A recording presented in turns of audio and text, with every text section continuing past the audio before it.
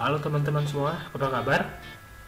Kembali lagi di channel Beda Programming bersama saya, Alwin Fau. Dan di seri kali ini kita akan membahas tentang Eloquent pada Laravel. Dan buat teman-teman yang baru jumpa dengan channel ini, jangan lupa di subscribe dan aktifkan loncengnya supaya teman-teman bisa mendapatkan notifikasi atau pemberitahuan ketika ada materi terbaru yang saya upload di channel ini. Dan seperti biasa, sebelum kita mempraktekkan bagaimana cara menggunakan Eloquent di dalam Laravel, maka saya akan menjelaskan cerita sedikit apa itu Eloquent di dalam Laravel. Nah, jadi Eloquent itu merupakan sebuah fitur yang disediakan oleh Laravel untuk mengelola data, ya, data yang mau kita simpan nantinya ke dalam database. Nah, jadi di dalam Eloquent ini menyediakan berbagai macam fungsi. Ada query untuk SQL-nya, ada fungsi-fungsi aktif untuk record, dan masih banyak lagi yang lainnya yang bisa kita gunakan nantinya untuk mengelola data yang akan kita simpan ke dalam database. Nah, lebih simpelnya itu seperti ini. Ketika kita menggunakan Eloquent dan kita mau mengelola data di dalam database atau data yang sudah tersimpan di dalam database, maka kita bisa mengelolanya di dalam satu model. Nah, seperti yang saya sampaikan di pertemuan sebelum-sebelumnya, bahwa di dalam Laravel itu sudah menerapkan yang namanya konsep MVC, model view dan controller. Maka ketika kita nanti mau mengelola data yang sudah tersimpan atau yang ingin kita simpan ke dalam database, maka data itu bisa kita olah di dalam satu model saja. Nah, misalnya seperti ini. Kita punya satu tabel, yaitu tabel mahasiswa. Maka secara otomatis kita juga harus mempunyai sebuah model, yaitu model mahasiswa. Nah, dengan kita membuat sebuah tabel dan dengan kita membuat sebuah model mahasiswa, maka untuk mengelola data-data tersebut kita akan lebih mudah memanajemennya dengan menggunakan model mahasiswanya tadi. Jadi di dalam satu model itu bisa kita olah data dalam jumlah yang banyak. Nah, jadi di dalam model itu juga kita bisa melakukan proses penginputan.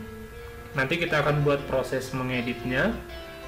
Kita bisa menampilkan datanya, mengupdate datanya, dan bahkan kita juga nanti bisa melakukan beberapa relasi-relasi yang kita butuhkan nantinya di dalam aplikasi kita. Ketika kita menggunakan Eloquent, maka yang perlu kita lakukan yaitu kita cukup mendefinisikan setiap model atau nama model yang kita gunakan, dan kemudian ada nanti fungsi yang bisa kita gunakan untuk memanggil data yang kita simpan di dalam database-nya tadi. Nah, contoh ya, ketika saya mau menampilkan keseluruhan data mahasiswa di dalam table misalnya, maka saya cukup menggunakan fungsi atau fitur all di dalam Laravel. Maka data itu akan terlihat semua atau terpanggil semua. Kalau misalnya kita bandingkan dengan menggunakan PHP native, maka kita akan membuat perintah yang sangat panjang. Ya, kita akan capek-capek menuliskan perintahnya untuk menampilkan semua data mahasiswanya tadi di dalam table. Nah, jadi kita menggunakan Eloquent ini, kita dipermudah, ya, kita dipermudah bagaimana caranya menampilkan data tanpa harus kita menuliskan perintah SQL-nya, gitu ya. Jadi sudah di backup oleh si Laravel ini, fungsi-fungsi yang disediakan oleh Laravel. Jadi kita tidak perlu capek-capek menuliskan coding programnya lagi atau perintah-perintah SQL-nya. Oke, nah jadi di pertemuan sebelumnya kita sudah membuat yang namanya atau mempelajari yang namanya migrasi, ya, migrations di dalam Laravel. Dan kemudian kemarin juga kita sudah membuat sebuah database dan melakukan konfigurasi di dalam file env-nya di dalam project kita. Ada beberapa persiapan yang perlu kita perhatikan ketika kita mau menggunakan model, yaitu yang pertama, kita akan melakukan konfigurasi di file env-nya. Nah, file env itu apa? File env itu merupakan file yang akan menghubungkan project kita dengan database yang sudah kita buat. Gitu ya? Nah, kita buka project kita minggu sebelumnya. Nah, kemarin kita sudah membuat migrasi untuk tabel barang, ya, migration untuk tabel barang, dan juga kemarin kita sudah melakukan konfigurasi di bagian file env-nya. Nah, database yang kita buat sebelumnya, ya, namanya itu Tokoku. Ya, kalau misalnya mau kalian lihat bagaimana cara membuat database ini, silahkan lihat di materi yang namanya migrations. Nah, di situ sudah saya jelaskan kemarin bagaimana cara membuat ini. Nah, kemudian kita pastikan jalankan dulu Apache-nya.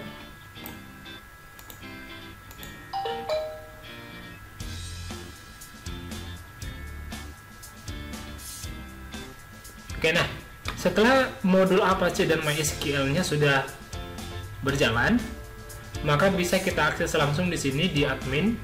Kita klik untuk masuk ke localhost php myadmin. Kita lihat database kita yang kita buat minggu lalu. Oke, nah, di sini database-nya sudah saya buat, ya, di pertemuan sebelumnya, dan sudah kita buat satu table di dalamnya, yaitu table barang, gitu ya. Nah, sekarang kita mau menghubungkan aplikasi kita atau project kita ke dalam database kita ini. Nah, untuk menghubungkan antara database dengan aplikasi dengan project kita, maka kita hubungkan di dalam file env-nya. Di sini, env kalian buka, kemudian di bagian db database-nya dibuat sesuai dengan nama database yang kalian punya atau yang kita punya. Misalnya di sini saya buat Tokoku, maka di sini saya harus buat nama database-nya Tokoku. Ketika saya buat misalnya nama database-nya di sini penjualan, maka di sini saya harus rubah penjualan. Nah, untuk DB username-nya ini sama semua, tidak usah dirubah, dibuat root. Nah, setelah kita melakukan konfigurasi di dalam file env-nya untuk menghubungkan database dengan aplikasi yang kita buat, maka langkah selanjutnya yang perlu kita lakukan, kita akan membuat model. Ya, kita akan membuat model, yaitu model barang. Bagaimana cara membuat modelnya? Kita akan gunakan perintah artisan, ya. Kita buat php artisan make model,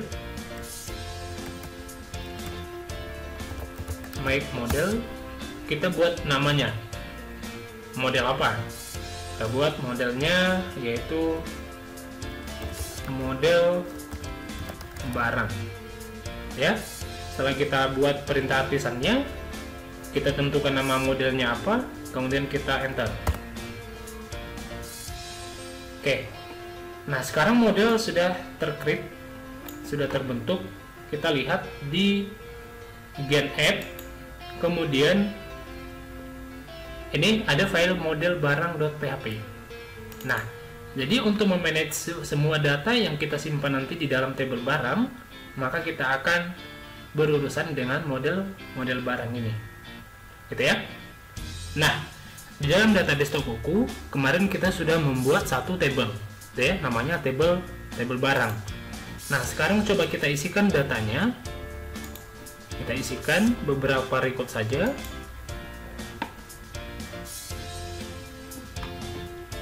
Kemudian di sini kita pilih insert.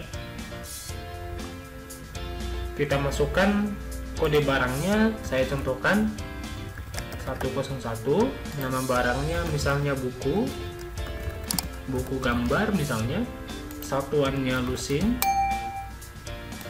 jenisnya ini saya contohkan saja ya, harganya 45.000. Kemudian deskripsinya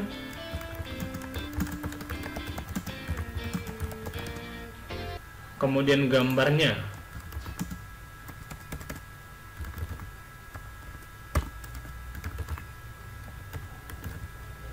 Oke, setelah kita buat seperti ini, kita isikan lagi 2 record saja ya, kita isikan.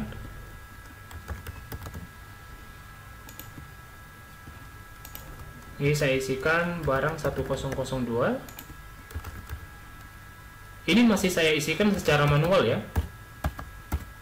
Nanti kalau misalnya kita sudah masuk ke operasi CRUD di dalam Laravel, maka ada penginputan data ini kita tidak perlu lakukan satu persatu.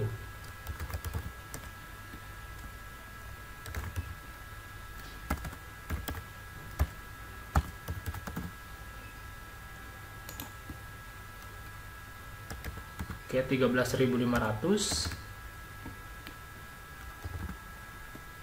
Oke, kemudian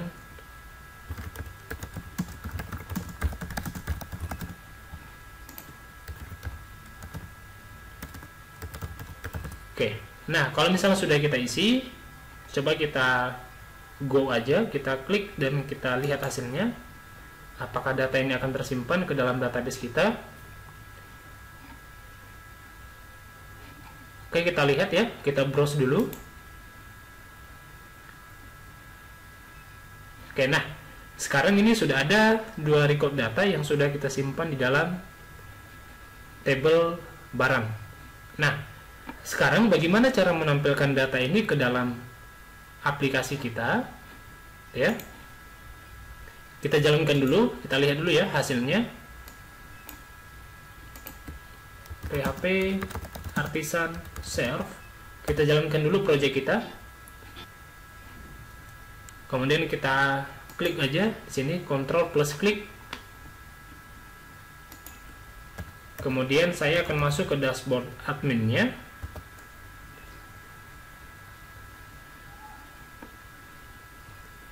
Kemudian saya pilih data barang, ya file master data barang, saya klik. Nah, data yang sudah kita simpan tadi ke dalam database, kita akan tampilkan di sini melalui model yang sudah kita buat tadi. Jadi kita hubungkan tabelnya ke dalam modelnya. Nah, supaya data yang sudah kita simpan ke dalam database tadi bisa kita lihat ke dalam tabel atau daftar barang ini, maka yang perlu kita lakukan yaitu kita deklarasikan dulu tabel yang kita buat itu, ya. Kita buat di sini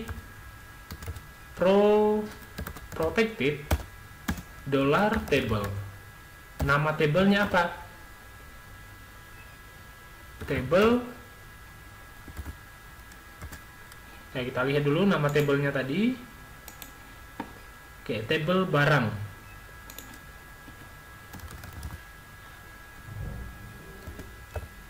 Oke, kita simpan.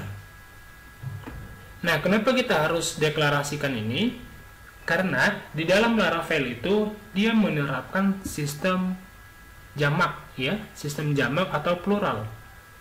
Pastinya di dalam bahasa Inggris.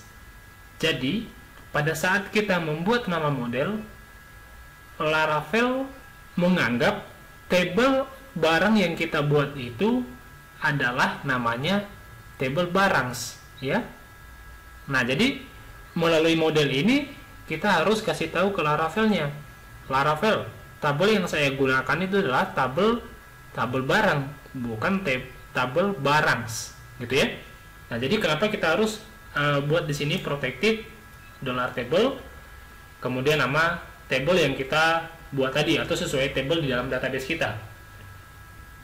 Nah, setelah kita mendeklarasikan tabel barangnya tadi, maka sekarang kita akan menghubungkan model barang ini ke dalam controllernya, ya, controller barang.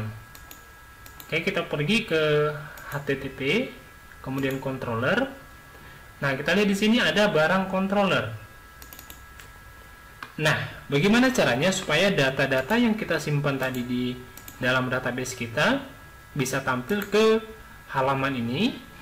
Yang perlu kita lakukan adalah kita buat fungsi useApp.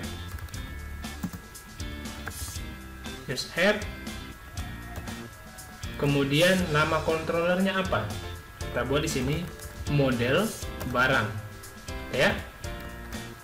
Nah, jadi dalam artian kita mau ngasih tahu controller bahwasannya model yang kita gunakan itu adalah model barang, ya.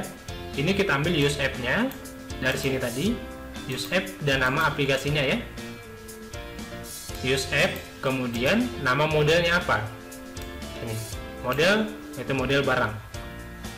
Nah, selanjutnya di sini kita deklarasikan, kemarin kita sudah membuat fungsi indeks ini, method index, kemudian kita ambil datanya, gitu ya.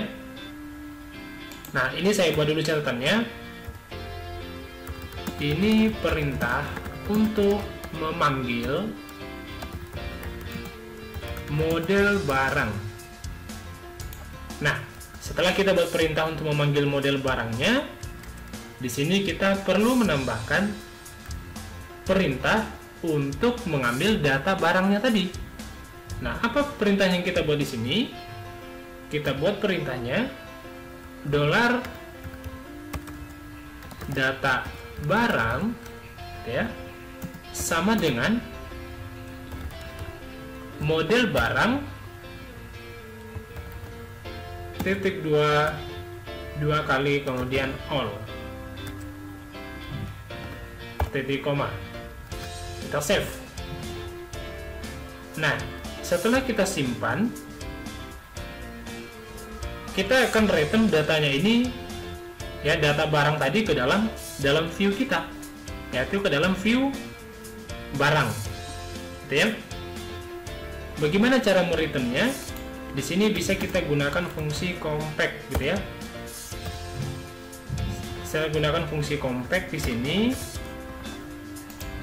Di sini kita buat saja $data barang.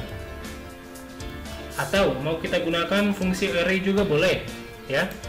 Untuk menampilkan datanya ini ada dua cara. Misalnya di sini kita buat dalam array data barang, kemudian sama dengan $data barang. Jadi kita buat dalam array, dalam data barang, yang dimana isinya itu nanti adalah data barang yang diambil dari model barang. Model barangnya ini berhubungan dengan tabel barang. Nah, seperti itu ya. Oke, sekarang coba kita save, ya, kita save dan kita refresh browser kita. Oke, apakah datanya sudah tampil? Belum, datanya belum tampil. Nah, bagaimana caranya supaya datanya bisa tampil ke dalam daftar barang ini? Maka yang perlu kita lakukan, kita pergi ke bagian resource, kemudian folder views, folder admin, dan folder barang. Kemudian kita klik view barang. Oke, kita klik 2 kali. Nah, sekarang disinilah kita bisa menampilkan atau menghubungkan controllernya tadi. Sini ada variabel data barang, gitu ya. Nah, sebelum kita membuat ke bagian view barangnya, di sini kita buat perintahnya dulu.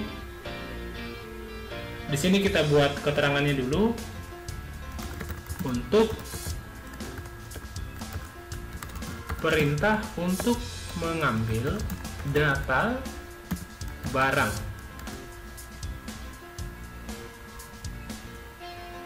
Nah, kemudian perintah yang di bawahnya ini yaitu perintah yang digunakan untuk mengirimkan data ke dalam file view barang.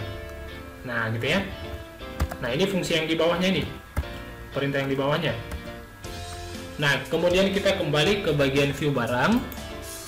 Nah, kemudian kita lihat di bagian tbody, ya. kita lihat dalam tbody. Disinilah kita buat yang namanya for each. Ya, di sini kita buat for each. Ya, di sini kita buat di dalam tbody-nya for each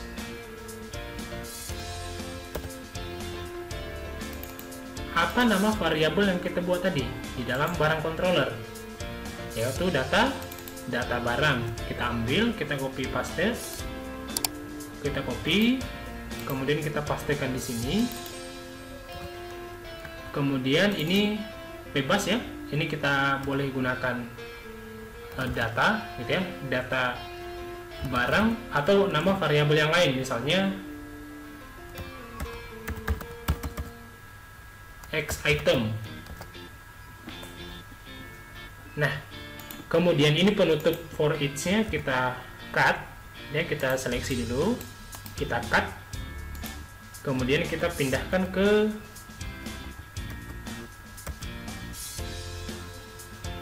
bawah penutup tr-nya tadi, pastikan di sini. Oke, nah apa yang perlu kita lakukan di sini? Yang perlu kita lakukan di sini yaitu kita akan buat di sini fungsi PHP-nya untuk memanggil setiap data di dalam database yang sudah kita buat sebelumnya. Nah, sebelum kita buat atau panggil datanya, di sini kita buat dulu tag PHP. Kemudian di sini kita buat variabel nomor. Variabel nomor sama dengan 0, gitu ya. Kemudian di dalam for each-nya tadi, di sini kita buat buka kurung kurawal, kemudian dolar X item, dolar nomor ya, bukan X item, dolar nomor. Kemudian kita buat di sini plus. Oke, kita coba refresh browsernya. Nah, oke, sekarang ini sudah ada nih, ya sudah ada penomorannya.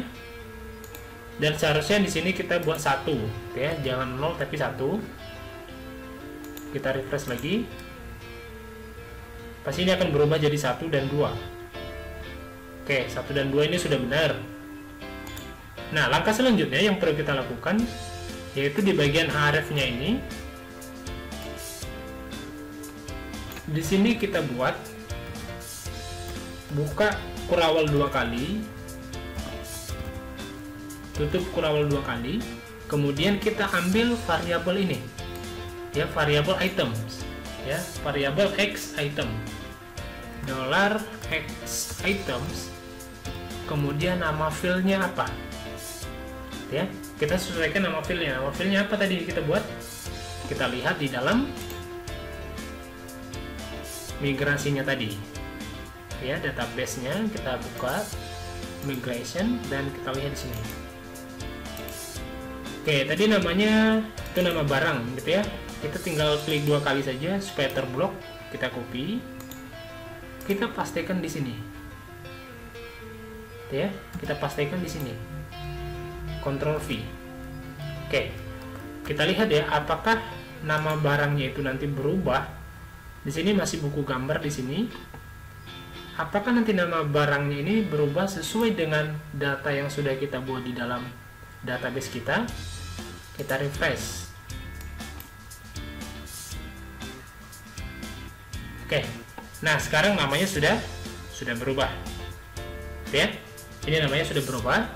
Kita tinggal menyesuaikan dengan bagian-bagian yang lain seperti satuan, jenisnya, harga, stok, dan lain sebagainya. Oke, kita tinggal sesuaikan saja. Di sini kita buka kurawal 2 kali, kemudian dolar X item, nama filenya apa? Kita lihat dulu. Setelah nama barang berarti satuan. Kita lihat di satuan.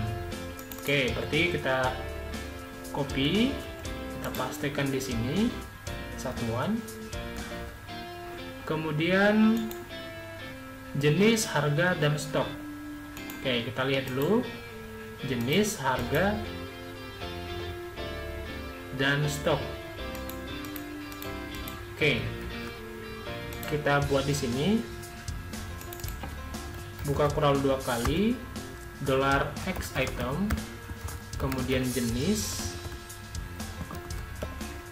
kemudian di bawahnya buka kurang 2 kali, $X items, kemudian harga,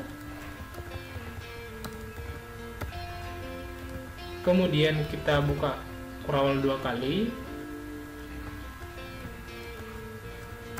kemudian X item,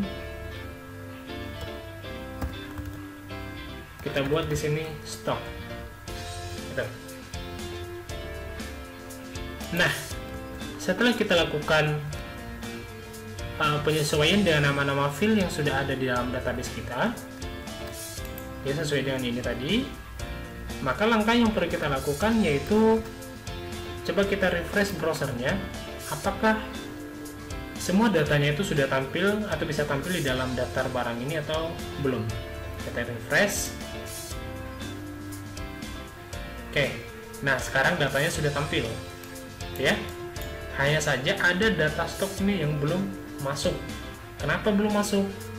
Karena field stok itu tidak ada, gitu ya. Field stok itu tidak ada.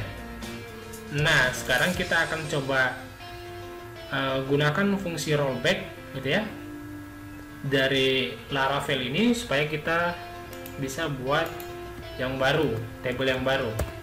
Sini kita pastikan aja dulu, kita buat field stock.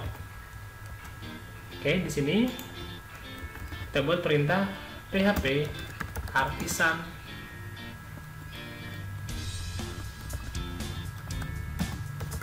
migrate .2, kemudian rollback.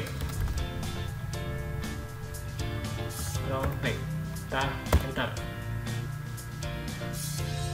Oke, nah kita lihat ya, apakah tabelnya ini tadi masih ada lagi di sini.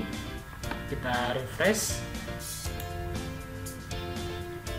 Oke, sekarang table di dalam database kita, dalam table Tokoku sudah tidak ada lagi. Oke, sudah tidak ada lagi. Nah, sekarang kita buat yang baru, karena tadi di bagian field barang ada satu field yang tidak masuk, yaitu stok. Nah, langkah selanjutnya yang perlu kita lakukan yaitu kita buat aja di sini perintahnya php artisan migrate. Oke. Nah, kita lihat lagi, kita refresh lagi di sini. Oke, nah sekarang ini tabelnya sudah ada. Kita lihat apakah field stoknya sudah ada. Nah, ini sekarang stoknya sudah ada. Nah, berarti kita isi lagi. Oke, kita isi lagi. Coba kita ganti datanya. Barang 1001, namanya meja, unit, kemudian jenis kayu, harganya 450.000, stoknya 4.000, deskripsi barang mewah, kemudian meja.png. Data yang kedua, barang 1002, kursi, lusin, kemudian plastik, stoknya 300, deskripsinya kursi santai, kemudian gambarnya kita buat aja kursi.png. Ini contoh aja ya, kita langsung go. Oke, kita browse di sini. Oke, datanya sekarang sudah berubah, sudah kita ganti. Nah, sekarang kita refresh di browser kita, di aplikasi kita, apakah datanya ini tampil di sini atau tidak. Kita refresh. Ya, nah sekarang datanya sudah berubah. Oke, ini harga di bagian kursi belum masuk. Oke, kita isikan dulu harganya misalnya kita buat 150.000. Oke, kita refresh lagi. Oke, nah sekarang semua datanya sudah tampil. Nah, jadi seperti itulah kira-kira cara menggunakan Eloquent di dalam Laravel. Dan materi berikutnya nanti kita akan menggunakan fitur yang lain, yaitu fungsi simpan, edit, dan hapus di dalam proyek kita ini. Nah, pastikan Anda telah mengikuti video-video sebelumnya supaya Anda bisa paham, tahu bagaimana alur pembuatan aplikasi ini. Oke, saya rasa itu aja penjelasan di materi kali ini. Dan apabila ada pertanyaan silahkan dikomentari aja di kolom komentar video. Dan tentunya jangan lupa untuk subscribe channel ini dan aktifkan loncengnya supaya Anda bisa mendapatkan notifikasi atau pemberitahuan ketika ada uploadan terbaru di dalam channel ini. Oke, sampai jumpa di materi berikutnya.